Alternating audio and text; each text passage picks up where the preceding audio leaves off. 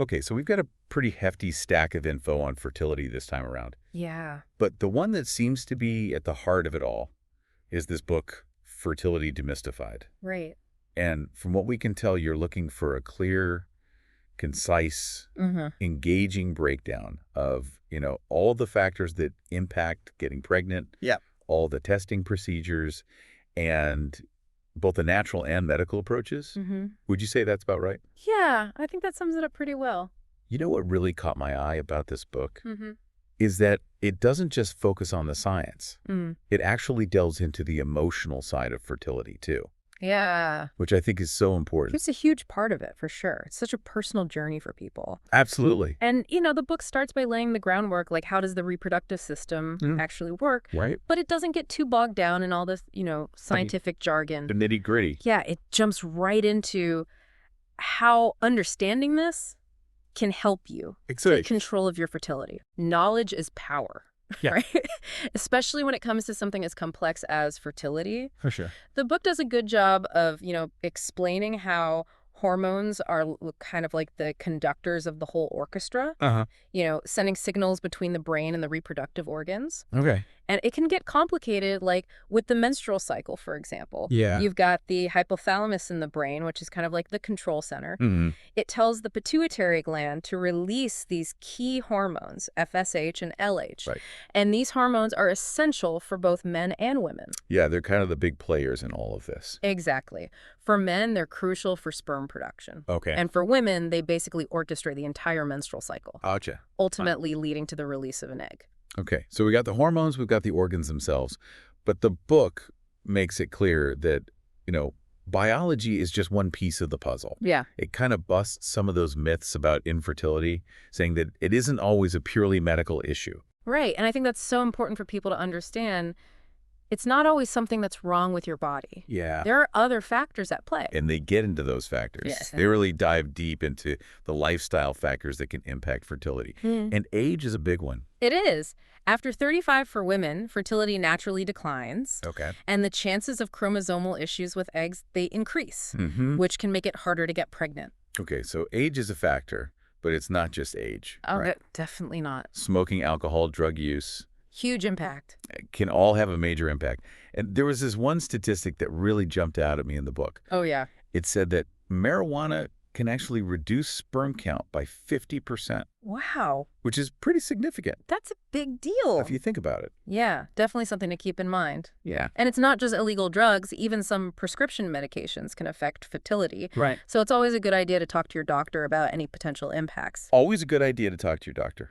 Yeah. And another factor that's often overlooked is weight. Okay. The book highlights that a BMI between 19 and 25 is ideal for conception. Okay, so like finding that sweet spot. Exactly.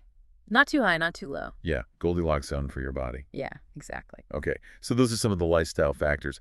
But what about when there are like underlying medical conditions? Right. Well, the book does a great job of tackling some of the most common ones like PCOS, endometriosis, and PID. Okay, let's break those down a little bit because I think those are definitely ones that people hear a lot about but might not totally understand. Yeah, definitely. So PCOS, for example, is a hormonal disorder. Mm-hmm. And basically, those hormone imbalances can lead to irregular periods and make ovulation really unpredictable. Gotcha. So it's like things aren't happening on a regular schedule like they should, Exactly. making it difficult to Yeah. get pregnant. And then endometriosis is another tricky one. Yeah. It's where the tissue that normally lines the uterus actually grows outside of it, which can cause a lot of pain and can even block the fallopian tubes, Oh, wow. making it harder for sperm to reach the egg.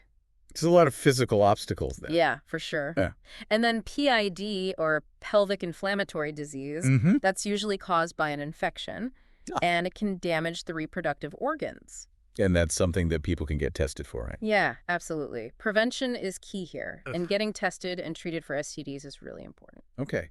So we talk about some of the conditions that can impact fertility, but the book also goes into detail about all the different procedures used to evaluate fertility. Right. And for women especially, it can feel like a lot. It can. Yeah, you've got options like BBT tracking ovulation predictor kits, Mm-hmm. hormone level blood tests, and then even more in-depth procedures. It's like, where do you even start? Right. But each test provides crucial information. Okay. For example, the HSG, or hysterosalpingogram. Mm-hmm. That uses dye to check if the fallopian tubes are open, Okay. which is essential for the egg to travel from the ovaries to the uterus. So that's a key one. It is. And it's not just women who go through testing. Men do too. Right. It's a team effort. Right, absolutely. It's not just a female-focused journey. Okay. So men have their own set of tests. They do. Often the first step for them is a semen analysis. Okay. This test looks at things like sperm count, shape, and movement Gotcha. to make sure everything is functioning as it should be. So it sounds like getting a clear picture of your fertility involves understanding both the big picture, like, the hormones and the organs, Yeah. and the tiny details, like, the sperm and the eggs and all of that. Absolutely. And I think what's so important and what this book really highlights is that infertility isn't just a physical challenge. Uh-huh. It's a deeply personal one and can bring up a lot of emotions. Right. And the book actually gets into that emotional roller coaster, It does. doesn't it? It talks about those feelings of stress, anxiety, disappointment that are so normal to experience. Absolutely. And it's not just the individual going through it. There are partners on that ride too. Oh, yeah, for sure. So it's really important to consider how couples can best navigate those choppy emotional waters together. And they give some advice on that. They do. The book offers some really solid advice on communication and support. Okay. Like being open and honest with each other, really listening without judgment, Yeah. and even seeking professional help when needed. Okay. All of those things are so important. And I thought it was really insightful how they acknowledge the unique challenges faced by single women and lesbian couples who are trying to become parents. Absolutely. Because sometimes those societal pressures and judgments can make the emotional side even tougher. For sure. They share some personal stories from these women in the book. Uh-huh. And it's really powerful to hear their experiences and perspectives firsthand. Just like hearing it straight from the source, Exactly. And, on that topic of support, the book really emphasizes the importance of seeking professional counseling Okay. because it can provide a safe and supportive space to work through those complex emotions. And it can also help couples strengthen their relationship and make decisions about treatment options together. Yeah, because that's a whole other layer It is. of decision-making and emotions and all of that. Absolutely. Okay, so we've talked about the emotional side of things. Now let's get into the nitty-gritty of, what can people actually do Right. to boost their fertility. And the book starts with natural ways to improve your chances, Oh, yeah. which I know is something that you're particularly interested in. I am. What I find really interesting is that the book presents these natural approaches not as alternatives, but as complements to medical treatment, so they can work together. Gotcha. So it's not like an either-or situation. Not at all. It's about incorporating different strategies for the best possible outcome. Does that make sense? And they talk about diet and exercise. Absolutely. They break down the importance of a healthy diet and regular exercise, Okay. even going into specifics about the food groups and nutrients that are especially beneficial for fertility. Oh, wow. So they get really specific. They do. And it's not just about what you should eat. Right. It's also about what you should avoid, like undercooked fish, for example. Okay, why undercooked fish? Well, because of the potential for mercury, Gotcha. which can be harmful, Okay. especially during pregnancy. So cooked fish is good. Cooked fish is great. Undercooked fish, not so much. Not so much. Got it. And exercise is fantastic too, but the book cautions against going overboard, Uh-huh. especially once you're pregnant. Hmm. It's all about finding that balance. Right, you don't want to overdo it. Exactly. And they also get into stress reduction techniques like yoga and meditation. Yes. There's a growing body of research suggesting that stress can negatively impact fertility. Okay. So practices like yoga and meditation can help regulate hormones and promote relaxation, which can be incredibly beneficial for couples trying to conceive. Yeah, that makes sense. It's like your body's in a more relaxed state. Exactly. It's more likely to be receptive to all of these things. Okay. And the book also explores natural ways to monitor ovulation, like the BBT method and cervical mucus monitoring. Yep. These methods require a bit of dedication, Okay. but they can really help you understand your cycle and pinpoint when you're most fertile. So it's like becoming more in tune with your body. Exactly. Okay, so we've got diet, exercise, stress reduction, ovulation monitoring, all of that good stuff. But of course, sometimes a little extra help is needed. Right. And that's where fertility drug therapies come into play. Yes. And the book does a great job of explaining the different options available. Okay, let's talk about some of those because I think that can be a really overwhelming topic for a lot of people. It can be. It's crucial to remember that each medication has its own pros, cons, and potential side effects. Mm-hmm. So working closely with a fertility specialist is key to determine the best treatment for each individual. So it's not a one-size-fits-all situation? Definitely not. Okay, so what are some of the medications that they talk about? Well, one of the most common ones is clomiphene citrate, often referred to as Clomid. Mm-hmm. And Clomid is often the first step for women who aren't ovulating regularly. Gotcha. It works by encouraging the ovaries to release more eggs, Okay. increasing the chances of conception. So it's like giving things a little nudge. Exactly. Okay. What else? Another category of medications is gonadotropins. Okay. And these are available in both injectable and nasal spray forms. Oh, wow. Yeah. So gonadotropins work by stimulating the ovaries directly to produce more eggs. Okay. And they're often used in conjunction with other fertility treatments like IVF. Gotcha. So they're kind of part of a bigger plan. Right. Okay. And what else is in this fertility medication toolkit? Well, there are also GnRH agonists and antagonists. Okay, what do those do? These medications work a bit differently. They actually suppress natural hormone production. Oh, wow. Yeah. So this gives doctors more control over the ovulation process. Okay. And they're often used during IVF to prevent premature ovulation. So it's all about timing. Gotcha. Okay, so we've got Clomid, we've got gonadotropins, we've got GnRH agonists and antagonists. Are there any others? Yep, there's also progesterone. Okay, and what's the deal with progesterone? So progesterone is crucial for supporting the uterine lining, Mhm. making it more receptive for a fertilized egg to implant. Okay, so it's kind of like preparing the landing pad. Exactly. And progesterone comes in various forms, including injections, oral capsules, and vaginal suppositories. Wow. So the method of administration depends on the specific situation. So a lot of different ways to get that progesterone where it needs to go. Right. Okay, so that's a lot of different options just when it comes to fertility medications. It is. It's like having a whole toolkit to work with. Yeah, and that's just the medications. Right. We haven't even gotten into assisted reproductive technologies, or RT, yet. Okay, hold on. This feels like a good place to pause and take a breath. Yeah, we've covered a lot of ground. We'll be right back to explore those fascinating RT procedures and all the other amazing options available. Can't wait. Okay, so we're back, and before the break, we were just starting to get into assisted reproductive technologies, or RT. Yeah, all that really cool cutting-edge stuff. It really does feel like we've entered the realm of science fiction. It kind of does. And this book, Fertility Demystified, does a great job of explaining these procedures in a way that makes them feel accessible. Okay. And they even break down some of the ethical considerations that come along with them. Okay, that's good, because I think that's something that people sometimes don't really think about until they're actually faced with those decisions. Right. It's a lot to process, for sure. So one of the RT procedures that the book covers is intrauterine insemination, or IUI. Yep. And that sounds a little bit less complex than some of the others. Yeah, it's definitely a less invasive procedure. Can you kind of walk us through how it works? Sure. So with IUI, specially washed sperm is placed directly into the uterus. Okay.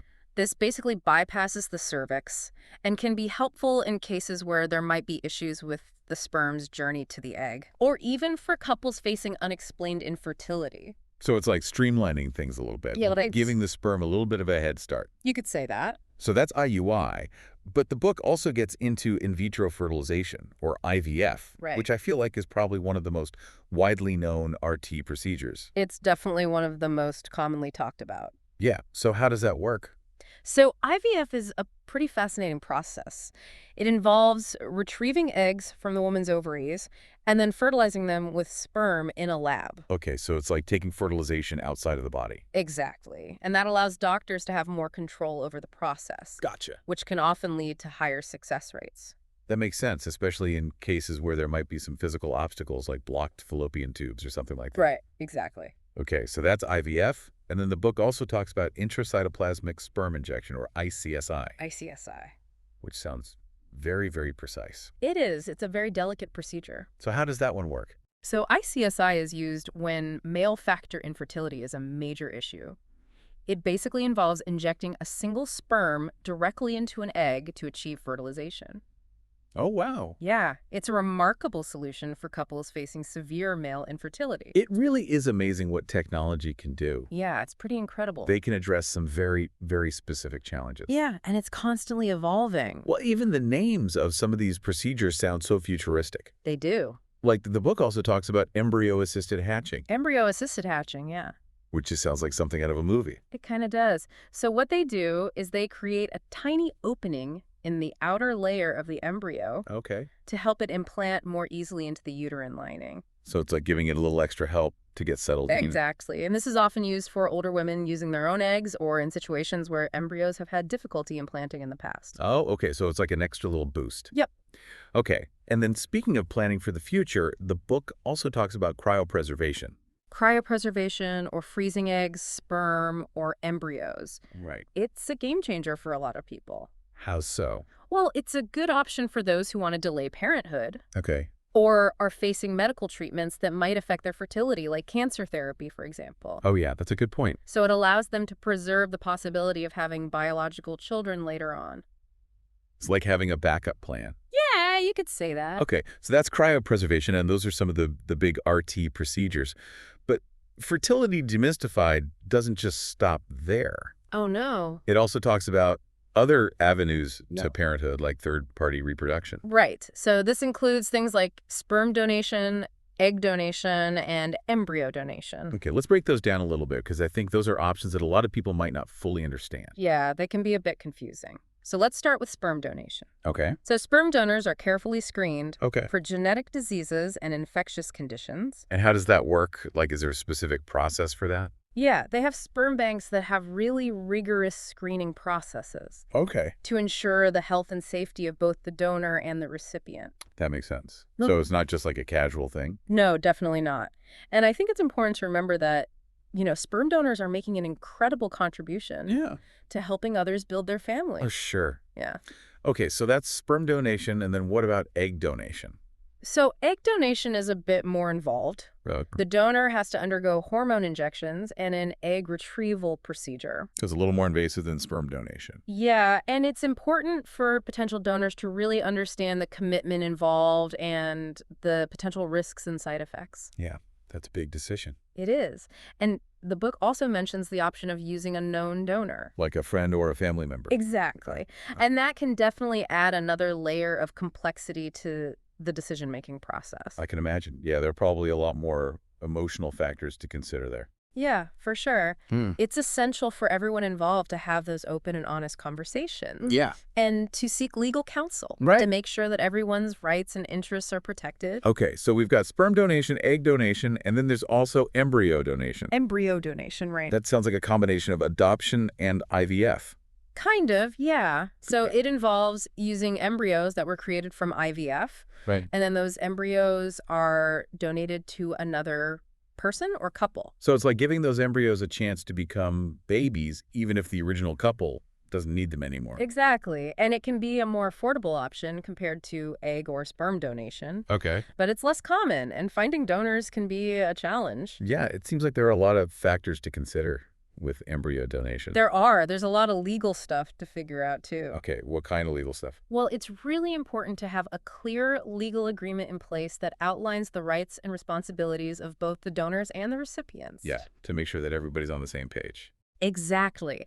And that also helps to ensure that the child's legal parentage is clearly established. It's important. Okay, so those are some of the third-party reproduction options. And then the book also gets into the topic of surrogacy. Surrogacy. Yeah, it's just a whole other layer of complexity. It is, but it can be an incredible gift. Yeah, for those who are unable to carry a pregnancy themselves. Right. And it's important to understand the different types of surrogacy and the legal and emotional complexities involved. Okay, so what are the different types? So you've got traditional surrogacy, where the surrogate uses her own egg. Okay. And then gestational surrogacy, where the surrogate carries an embryo that was created using the intended parent's egg and sperm. So two very different scenarios. They are. And the book really emphasizes the importance of finding a reputable surrogacy agency, having solid legal representation, Yeah. and really building a strong and open relationship with the surrogate. So communication is key. Communication is key. Trust is key. Yeah, It's a very personal and emotional process. for sure. And then, of course, we can't forget about adoption, Adoption. Right? which is a path to parenthood that's brought joy to countless families. Absolutely. And the book acknowledges that adoption can be a long and sometimes challenging journey. You can be. But it also offers a lot of hope and fulfillment for many. It does. And they encourage couples to really explore the different types of adoption. Yeah. Like domestic, international, foster care adoption. Right. To find the one that's the best fit for them. Exactly. It's not a one-size-fits-all situation. Right. Okay, so we've covered a lot of ground here. We have. It's amazing to see how many different paths to parenthood exist today. It really is. And with technology constantly advancing, it's kind of mind-blowing to think about what new possibilities might emerge in the future. I know, right? And speaking of the future, the book wraps up by looking at some of those new and emerging technologies. Like what? Well, one that caught my eye was pre-implantation genetic diagnosis, or PGD. Okay, PGD, that sounds very futuristic. It is. It's already being used, but it's constantly evolving. Okay, so what is it? So PGD involves testing embryos that are created through IVF Okay. for genetic disorders Okay. before they're transferred to the uterus. So it's like getting a sneak peek at the embryo's health. Exactly. And it can help prevent serious genetic conditions from being passed down to future generations. So that's a huge development for families that might have a history of certain genetic disorders. It is. It's a game changer for a lot of people. And what about this microsort thing? Microsort. The book mentions that this could potentially help couples choose the sex of their child. Yeah, potentially. It's still being researched, but it shows promise for families that are at risk of passing on sex-linked genetic disorders. Okay, so it's not just about, like, picking whether you want a boy or a girl. Right. It has more serious applications, too. Gotcha. Okay, so that's microsort. And then they also mentioned ovarian tissue and egg freezing. Yep. Which sound like incredible options for preserving fertility. They are. So ovarian tissue freezing involves removing and freezing a portion of the ovary, which can then be thawed and transplanted later. Oh, wow. Yeah, it could be a revolutionary option for women facing cancer treatments that might damage their ovaries. That's incredible. And then egg freezing. I feel like that's become more and more popular in recent years. It has, and for good reason. It allows women to preserve their eggs for future use. Right. And really gives them more control over their reproductive timelines. It's like having a time capsule for your fertility. Exactly. Okay, so those are some of the really exciting developments that are happening right now. Are there any other, like, super futuristic techniques in development? Well, the book touches on some pretty fascinating possibilities. Okay. Like in vitro maturation of eggs. And what is that? So that could potentially reduce the need for hormone injections during IVF. Oh, wow. Which would be a game changer for a lot of women. Yeah, that sounds a lot less intense. It does. Yeah. And then there's cytoplasmic transfer. Okay, what is that one? So that involves injecting cytoplasm from a healthy donor egg into a recipient egg. And that can potentially improve egg quality. So it's like giving the egg a little boost. Exactly. Okay, so those are some really cool cutting-edge things. And then the book even touches on the controversial topic of cloning. Cloning, yeah. It was a whole other can of worms. It is. It's very complex and ethically charged. Yeah, I can imagine. It's more science fiction than reality at this point. Right. But the book encourages us to consider the potential benefits and risks of pushing those boundaries. Yeah, I think that's an important conversation to have, for sure. It is. Okay, so we've covered a lot of ground here. We have. From IUI to IVF to PGD to cloning. It's been quite the journey. It really has. This deep dive into Fertility Demystified has been a whirlwind tour of information. It has. From the basics of reproductive biology all the way to these cutting-edge technologies that are shaping the future of family building. It's a testament to the incredible advancements that have been made in this field. Yeah. And to the ever-expanding options available to those hoping to become parents. It really is. So as we wrap up part 2, I'm curious, what are your biggest takeaways so far? Oh, wow. That's a big question. What stands out to you as particularly interesting or surprising? Well, I think one of the things that's really stuck with me is just how much control we actually have over our fertility. Okay. You know, we tend to think of it as something that's completely out of our hands. Yeah. But the book really highlights the importance of lifestyle choices and making informed decisions about our health. Okay. And that's empowering. It is. And it's not just about, you know, the physical things that we can do. It's also about understanding the emotional side of things. Right. And seeking support when we need it. Absolutely. And I think that's something that the book does a really great job of addressing. It does. It normalizes those feelings of stress and anxiety and even grief, which can be so validating for those who are going through it. For sure. Okay, so we've got the physical side, we've got the emotional side, and then we've got all of these incredible options available to us. Yeah. The technology is amazing. Yeah. It really is. So as we head into part 3, I'm excited to kind of wrap things up and talk about what all of this means for, the individual listener. Yeah, let's bring it all home. Let's do it. Yeah, it really is remarkable to think about, all the options that are available now Yeah. compared to even just a few years ago. Right. There's so much hope and possibility for people who are facing fertility challenges these days. It's true. And I think that's one of the most important takeaways from Fertility Demystified. Okay. That emphasis on understanding that there isn't one right path to parenthood. Right. It's about finding what works best for each individual or couple. Yeah, it's like a choose-your-own-adventure kind of thing. It kind of is. And the Yeah. book definitely encourages readers to be proactive and informed. Knowledge really is power when it comes to fertility. For sure. And, speaking of knowledge, the book really shines a light on the importance of those lifestyle choices. Right. And it's empowering to realize that, we can make these positive changes. Yeah. That might actually improve our chances of conception. Absolutely. Yeah. Even simple things like quitting smoking, Yeah. reducing alcohol intake, Mm-hmm. maintaining a healthy weight, managing stress. Yeah. All of those things can make a significant difference. And they even get into the specifics of, like, the foods They do. that can help and the nutrients. Yeah. The food groups and nutrients that are particularly beneficial for fertility. It's like a whole fertility diet plan. It kind of is. It's a great reminder that even small changes can have a big impact. Yeah, for sure. But, what about when those lifestyle changes aren't enough? Right. And the book covers this whole range of medical treatments, It does. from, the fertility medications that we talked about Mhm. to those assisted reproductive technologies. Yeah, and it presents them in a very clear and concise way. Okay. Makes them feel less intimidating. Which is good, because I think that can be a very overwhelming world to step into. It can be, for sure. And it also discusses the pros and cons of each option, which is so important for making informed decisions. Because what works for one person isn't necessarily going to work for another. Exactly. And it seems like, throughout this whole process, finding a fertility specialist that you trust Mm-hmm. and feel comfortable with is just so crucial. Absolutely. Yeah. Someone who listens to your concerns, explains things thoroughly, and helps you navigate that often complex world of fertility treatments. Right, because it is complex. It is. It's a lot to take in. And it's not just about the doctor either, right? Right. It's about having that support system. Oh, yeah, for sure. Whether it's your partner, your friends, your family, a therapist. Right. It's so important to have people you can lean on. Especially given the emotional roller coaster that often accompanies, these fertility challenges. Absolutely. The book really doesn't shy away from that aspect. No. It Right. acknowledges those feelings of stress, anxiety, and even grief Yeah. that can arise, and it normalizes those feelings. Right. Which can be so validating. Yeah, just to know that you're not alone. Exactly. You're not alone in this. And the book also provides some really valuable advice on coping mechanisms, communication strategies, Mm-hmm.